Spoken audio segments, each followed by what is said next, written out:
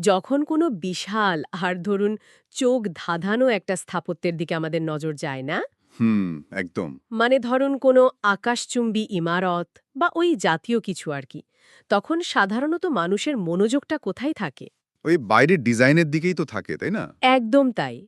ওই স্থপতি কে, বা বাইরের গ্লাস প্যানেলের ডিজাইন কেমন, কিংবা ধরুন সবচেয়ে ওপরের তলার বিলাসবহুল পেন্টহাউসটা কেমন, এসব নিয়েই সবাই মেতে থাকে। ঠিক।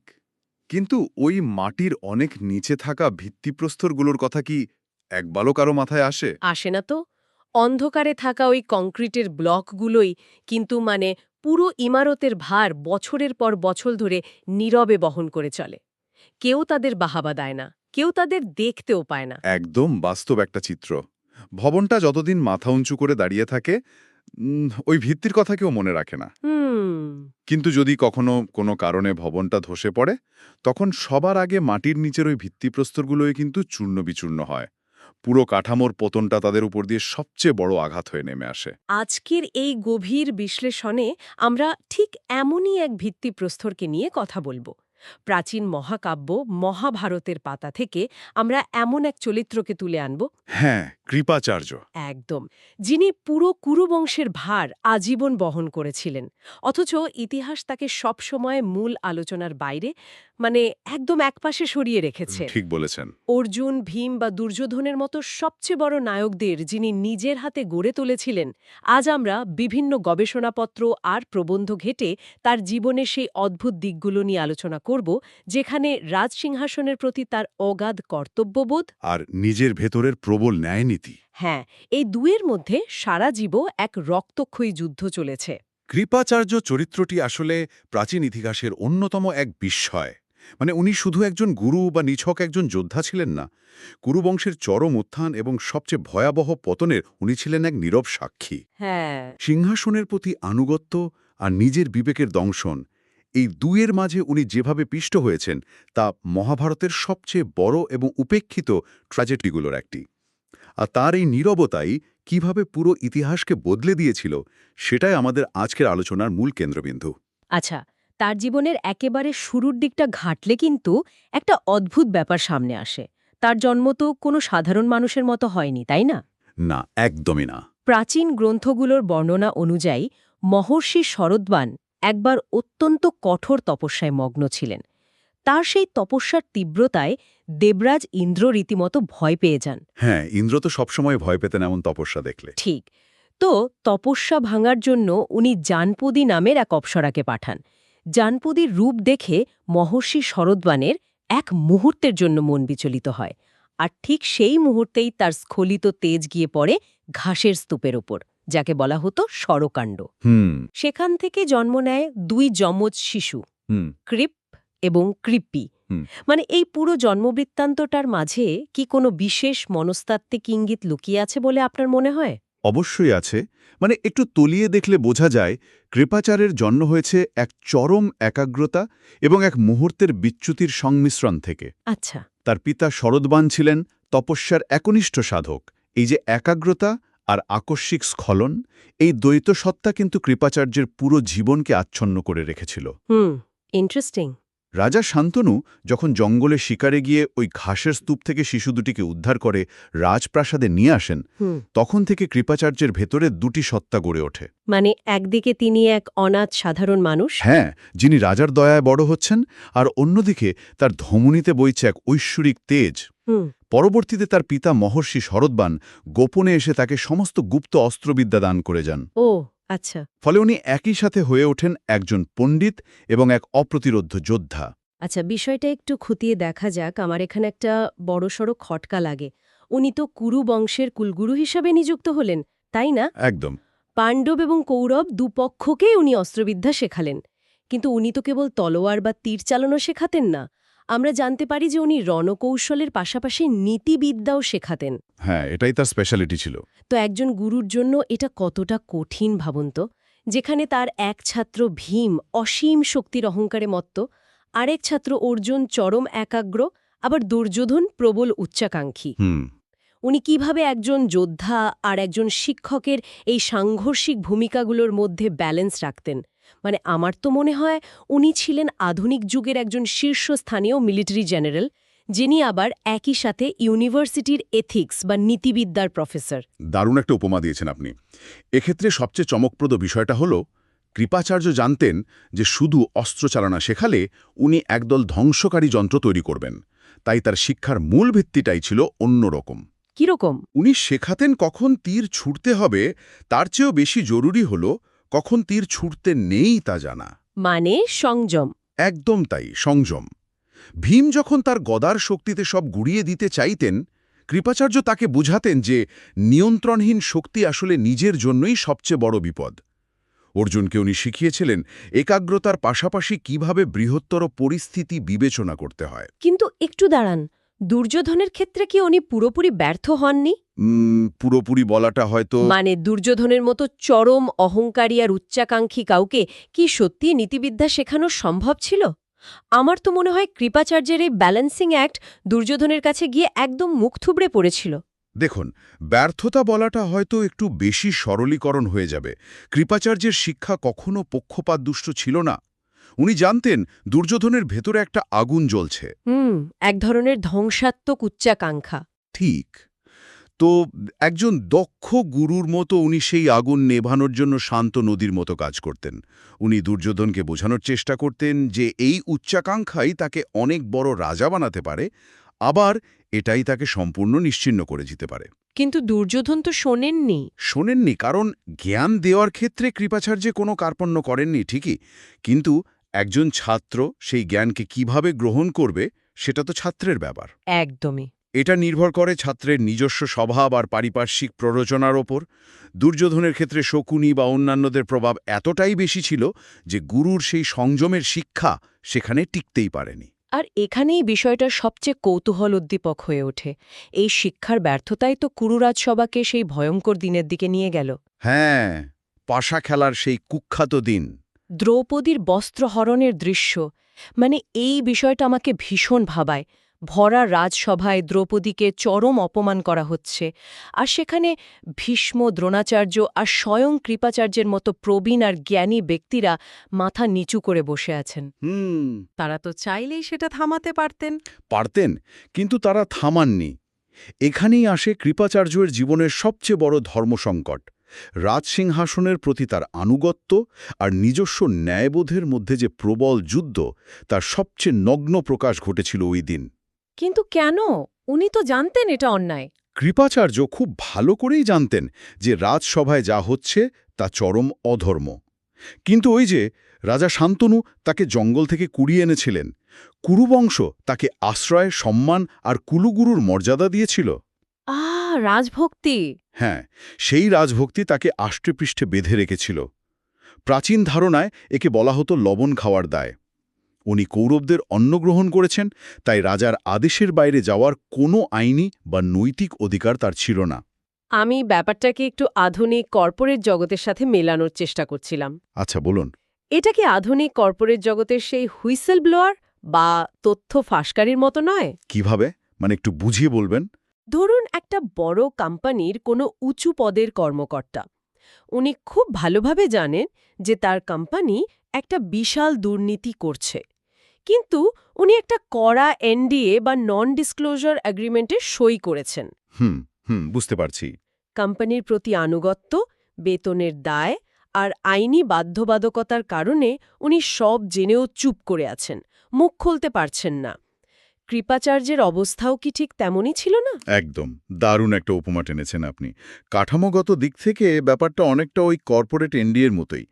কিন্তু যদি আমরা বিষয়টাকে বৃহত্তর প্রেক্ষাপটে দেখি, এর সাথে একটা গভীর মনস্তাত্ত্বিক আর দার্শনিক বোঝাও জড়িত ছিল। কিরকম? কৃপাচার্যের মতো একজন জ্ঞানী মানুষ বুঝতেন যে অধর্ম যখন চোখের সামনে ঘটতে থাকে, তখন সেখানে নীরব থাকাটা শুধু আইনি বাধ্যবাধকতা থাকে না, তা নীরব সমর্থন হিসেবে গণ্য হয়, মানে অপরাধীর সমান হওয়ার শামিল। বাপরে, এটা তো খুব ভারী একটা কথা। হ্যাঁ, দ্রৌপদীর অপমানের দিন কৃপাচার্যের ওই নীরবতা শুধু একজন নারীর প্রতি অবিচার ছিল না। উনি বুঝতে পারছিলেন যে কুরু বংশের যে মূল্যবোধ উনি নিজে এত বছর ধরে তিল তিল করে গড়ে তুলেছেন, তা ওই রাজসভাতেই ধুলোয় মিশে যাচ্ছে। তার মানে ওনার চোখের সামনে খোদ ধর্মের পতন ঘটছিল। একদম তাই। আর এই নীরবতা তাকে ভেতর থেকে কুঁড়ে কুঁড়ে খাচ্ছিল, কারণ উনি জানতেন এই অধর্মের ফলে যে আগুন জ্বলবে তা পুরো বংশকে পুড়িয়ে ছাই করে দেবে। আর সেই আগুনই তো কুরুক্ষেত্রের যুদ্ধ। ঠিক তাই, শ্রীকৃষ্ণ যখন শেষবারের মতো শান্তির প্রস্তাব নিয়ে এলেন, মানে যুদ্ধ এড়ানোর জন্য পাণ্ডবদের পক্ষে মাত্র 5টি গ্রাম চাইলেন, তখন কৃপাচার্য তো মনে প্রাণে চাইছিলেন দুর্যোধন যেন এই প্রস্তাব মেনে নেয়। হ্যাঁ, উনি আপ্রাণ চেষ্টা করেছিলেন বোঝানোর। কিন্তু দুর্যোধনের ওই যে অন্ধ অহংকার, সূচের ডগার সমান জমিও উনি বিনা যুদ্ধে দেবেন না। এরপর তো সংঘাত অনিবার্য হয়ে উঠল, আর নিয়তির নির্মম পরিহাস দেখুন, কৃপাচার্যকে সেই যুদ্ধে সেনাপতি হিসাবে দাঁড়াতে হল কৌরবদের পক্ষেই। হ্যাঁ, নিজেরই হাতে গড়া প্রিয় ছাত্রদের বিরুদ্ধে তাকে অস্ত্র ধরতে হল। একজন শিক্ষকের জন্য এর চেয়ে বড় মানসিক শাস্তি আর কি হতে পারে বলুন তো। সত্যি তো, উনি অর্জুন, ভীম, যুধিষ্ঠিরকে খুব কাছ থেকে চিনতেন। উনি জানতেন পাণ্ডবরা ধর্মের পথে আছে, কিন্তু রণক্ষেত্রে তাকে তাদের দিকেই মারণাস্ত্র ছুটতে হচ্ছিল। মানে উনি প্রতিদিন সকালে ঘুম থেকে উঠে এমন একটা যুদ্ধের জন্য প্রস্তুত হতেন যে যুদ্ধে উনি খুব ভালোভাবে জানতেন ওনার পক্ষ পরাজিত হবে। একদম, কারণ যেখানে নৈতিকতা নেই সেখানে জয় থাকতে পারে না। এটা ছিল তার কর্তব্যের এমন এক নিষ্ঠুর রূপ যা তাকে ধীরে ধীরে ভেতর থেকে শেষ করে দিচ্ছিল। যুদ্ধের দিনগুলোর বিবরণগুলো তো মানে রীতিমতো লোমহর্ষক। যুদ্ধের সময় কিভাবে কুরুবংশের নৈতিকতা আর মূল্যবোধ তাসের ঘরের মতো ভেঙে পড়েছিল, কৃপাচার্য ছিলেন তার সবচেয়ে বড় সাক্ষী। হ্যাঁ, উনি চোখের সামনে সব ধ্বংস হতে দেখছিলেন। একদিকে উনি নিজের গুরু ভাই আর আত্মীয় দ্রোণাচার্যকে লড়তে দেখছেন, অন্যদিকে উনি দেখছেন ভীষ্মকে সরসজ্জায়, আর সবচেয়ে হৃদয় বিদারক ছিল অভিমন্যুর মৃত্যু। উফ, অভিমন্যুর ওই মৃত্যু কৃপাচার্যের আত্মাকে পুরোপুরি ক্ষতবিক্ষত করে দিয়েছিল। একজন কিশোর যোদ্ধাকে চক্রব্যূহে আটকে মহারথীরা মিলে যেভাবে নির্মমভাবে হত্যা করল, কৃপাচার্য তো সেই চক্রব্যূহেরই অংশ ছিলেন, তাই না? ছিলেন তো, কারণ অভিমন্যু শুধু অর্জুনের পুত্র ছিল না, কৃপাচার্য ওই কিশোরের ভেতরে অর্জুনেরই প্রতিচ্ছবি দেখতে পাচ্ছিলেন। যুদ্ধের উন্মাদনার ক্ষমতার মোহ কিভাবে বড় বড় জ্ঞানী আর মহারথীদের অন্ধ করে দেয়, উনি সেদিন তা খুব কাছ থেকে দেখেছিলেন। উনি উপলব্ধি করেছিলেন যে কুরুক্ষেত্র আর কোনো ধর্মযুদ্ধ নেই, এটি নিছক এক কসাইখানায় পরিণত হয়েছে। তবে যুদ্ধের সবচেয়ে মর্মান্তিক আর তার জীবনের সবচেয়ে অন্ধকার অধ্যায়টি তখনও কিন্তু ঘটা বাকি ছিল। 18তম রাতের সেই কাল রাত্রি। হ্যাঁ, আমি যখন সোর্স ম্যাটেরিয়ালগুলো পড়ছিলাম, মানে সত্যি বলতে আমার গায়ে কাঁটা দিচ্ছিল। যুদ্ধ শেষ, কৌরবরা প্রায় নিশ্চিহ্ন, দুর্যোধন ভগ্ন উরু নিয়ে মুমূর্ষু অবস্থায় মৃত্যুর প্রহর গুনছেন। ঠিক সেই সময়ে হ্যাঁ, ঠিক সেই সময় কৃপাচার্যের ভাগ্নে অশ্বত্থামা এক ভয়াবহ আর পাশবিক প্রতিশোধের নেশায় উন্মত্ত হয়ে ওঠে। সে রাতের অন্ধকারে পাণ্ডবদের শিবিরে ঢুকে তাদের ঘুমন্ত সন্তানদের হত্যা করার প্ল্যান করে। হ্যাঁ, একটি প্যাঁচাকে রাতের বেলা ঘুমন্ত কাকদের ওপর আক্রমণ করতে দেখে অশ্বত্থামা এই নারকীয় বুদ্ধিটা পেয়েছিল। সে কৃপাচার্যার কৃতবর্মাকে তার এই পরিকল্পনার কথা জানায়। এখানে আমার একটা তীক্ষ্ণ প্রশ্ন আছে। কৃপাচার্য যখন জানতে পারলেন অশ্বত্থামা কি করতে যাচ্ছে, উনি মৌখিকভাবে তাকে বোঝানোর চেষ্টা করেছিলেন। হ্যাঁ, উনি বলেছিলেন এটা কাপুরুষতা। বলেছিলেন যে ঘুমন্ত মানুষের ওপর আঘাত করা চরম কাপুরুষতা, আর এটা ক্ষত্রিয় ধর্মের সম্পূর্ণ পরিপন্থী। কিন্তু অশ্বত্থামা যখন তার কথা শুনল না আর শিবিরের দিকে এগিয়ে গেল, তখন কৃপাচার্য শিবিরের বাইরে দাঁড়িয়ে রইলেন, দর্শক হয়ে। দাঁড়িয়েছিলেন। আমি কিছুতেই মেলাতে পারছি না, কৃপাচার্য নিজে একজন অজেয় মহারথী, উনি কেন নিজের অস্ত্র দিয়ে অশ্বত্থামাকে শারীরিকভাবে থামালেন না? কৃপাচার্য কি শেষ মুহূর্তে এসে একজন কাপুরুষে পরিণত হয়েছিলেন, নাকি নিজের হাতে গড়া এক বিশাল সাম্রাজ্য আর মূল্যবোধকে চোখের সামনে ধ্বংস হতে দেখে উনি পুরোপুরি বাক্রুদ্ধ বা পক্ষাঘাতগ্রস্ত হয়ে পড়েছিলেন? আপনার এই ক্ষোভটা খুব স্বাভাবিক। বাইরে থেকে দেখলে এটাকে চরম কাপুরুষতা মনে হওয়াই সঙ্গত, কিন্তু এর পেছনের মনস্তত্ত্বটা অনেক বেশি জটিল। এটাকে পক্ষাঘাত বলা যেতে পারে, তবে শারীরিক নয়, এটা ছিল সম্পূর্ণ নৈতিক আর মানসিক পক্ষাঘাত। মানে উনি ডিসাইড করতে পারছিলেন না কি করবেন। একটু ভাবুন সেই রাতের পরিস্থিতিটা। কৃপাচার্যের সামনে বিকল্প কি ছিল? অশ্বত্থামাকে থামাতে হলে তাকে নিজের ভাগ্নের ওপরই প্রাণঘাতী অস্ত্র প্রয়োগ করতে হতো, অর্থাৎ নিজের রক্তের সম্পর্ককে হত্যা করা। অন্যদিকে না থামালে তার নিজেরই ছাত্রদের ঘুমন্ত সন্তানদের মৃত্যু, তার সারা জীবনের শেখানো নীতি, ধর্ম, যুদ্ধকৌশল সবকিছু সেই রাতে একটা ব্ল্যাক হোলের মতো শূন্যতা এসে থেকেছিল। বাপরে, ক্ষমতা আর প্রতিহিংসার নেশায় মানুষ কিভাবে অন্ধ হয়ে যায়, কৃপাচার্য তার সবচেয়ে বড় সাক্ষী ছিলেন। সেই রাতে শিবিরের ভেতরে শুধু ঘুমন্ত শিশুদেরই হত্যা করা হয়নি, শিবিরের বাইরে অন্ধকারে দাঁড়িয়ে থাকা একজন গুরুর আত্মাও চিরতরে মরে গিয়েছিল। কি ভয়ঙ্কর একটা পরিস্থিতি! নিজের চোখের সামনে নিজের জীবনের সমস্ত শিক্ষার এমন বীভৎস অপমৃত্যু ঘটতে দেখা, একটা মানুষের জন্য এর চেয়ে বড় শাস্তি আর কি হতে পারে? আর এই শাস্তির মাত্রাটা আরও বহুগুণ বেড়ে যায় যখন আমরা তার অমরত্বের দিকটা নিয়ে চিন্তা করি। হ্যাঁ, ওই যে তাকে চিরঞ্জীবী বলা হয়। প্রাচীন গ্রন্থ অনুযায়ী যুদ্ধ শেষে কুরু বংশের বয়োজ্যেষ্ঠদের মধ্যে একমাত্র তিনিই বেঁচেছিলেন। ঠিক, তাকে অমর হওয়ার বরদান দেওয়া হয়েছিল। কিন্তু এই অমরত্ব কি আসলেই কোনো আশীর্বাদ ছিল? একদমই না। এটা তো বিশাল একটা বোঝা। একদম। এটা ছিল তার নীরবতার শাস্তির স্বরূপ। সব পাপের সাক্ষী হয়ে বেঁচে থাকার এক বিশাল বোঝা। নিজের প্রিয়জনদের মৃত্যু দেখা, বংশের ধ্বংস হওয়া দেখা, এই স্মৃতিগুলো নিয়ে যুগের পর যুগ বেঁচে থাকার এক অসহনীয় যন্ত্রণাই ছিল এই অমরত্ব। মানে উনি চাইলেও মৃত্যু দিয়ে এই মানসিক যন্ত্রণা থেকে মুক্তি পেতে পারতেন না। না, পারতেন না। এই বেঁচে থাকার অংশটা আমাকে নতুন করে ভাবাচ্ছে। যুদ্ধ শেষ হওয়ার পর উনি একাকী বেঁচে থাকেন। যুধিষ্ঠির সিংহাসনে বসে তাকে সম্মান জানান আর পুনরায় কুলগুরুর দায়িত্ব দেন। হ্যাঁ, এরপর কৃপাচার্য অভিমন্যুর পুত্র পরীক্ষিতকে আর পরবর্তীতে জনমেজয়কে শিক্ষা প্রদান করেন। মানে কুরু বংশের ধ্বংসস্তূপের ওপর দাঁড়িয়ে উনি নতুন প্রজন্মকে গড়ে তোলার দায়িত্ব নিয়েছিলেন। একদম ঠিক। তাহলে এর অন্তর্নিহিত অর্থ কী দাঁড়ায়? আমার মাথায় দারুণ একটা উপমা আসছে।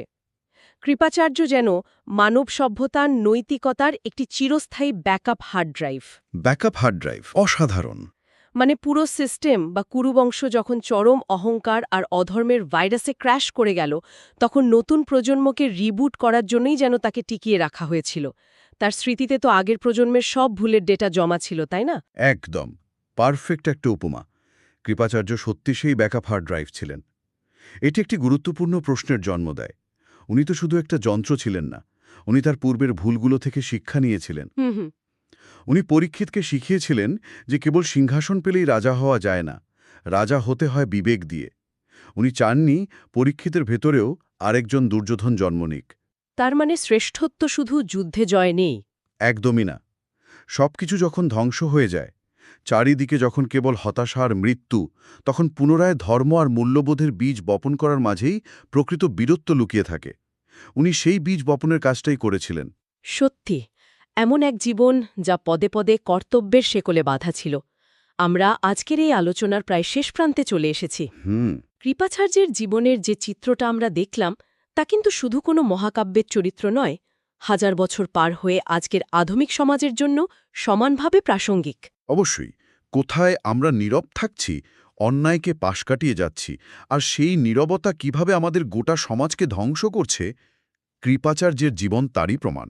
একদম। তো পুরো আলোচনার এই নির্যাসটুকু মাথায় রেখে শেষ করার আগে শ্রোতাদের জন্য একটা গভীর আর উস্কানিমূলক চিন্তার খোরাক রেখে যেতে চাই। আচ্ছা। পুরাণে বলা হয় কৃপাচার্য এখনও জীবিত আছেন, হয়তো হিমালয়ের কোনো গুহায় বা আমাদের মাঝেই সাধারণ কোনো রূপ নিয়ে ঘুরে বেড়াচ্ছেন।